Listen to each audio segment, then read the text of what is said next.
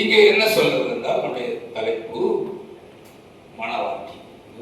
என்ன வாட்டி? மாவாட்டி இல்லை, மாவாட்டி இல்லை, மணவாட்டி. மணவாட்டி மணவாட்டின்னு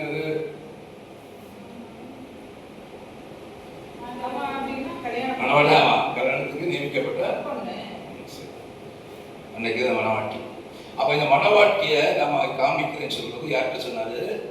அந்த தூதன் வந்து தோன்றி இந்த பத்மதீவுல நாடு எழுதப்பட்டிருக்கிற யோவான் என்கிற அந்த இயேசு மார்பில சாய்ந்து இதே துடிப்பை கேட்ட யோவானை பார்த்தீங்கன்னா அந்த காட்சி ஒரு வெளிப்பாடு காமிச்சு கொடுக்குறாங்க, தரிசனம் காமிச்சு கொடுக்குறாங்க.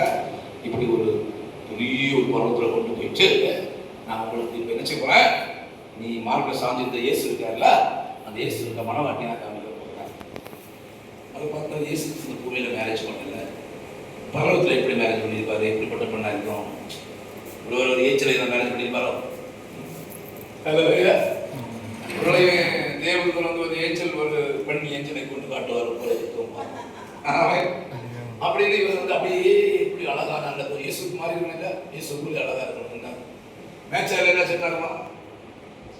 திருமணம் சொல்லும் பொழுது ஒரு சம்பவம் திருமணத்துக்கு பார்க்கறவங்க என்ன சொல்லுவாங்க, வரக்கூடிய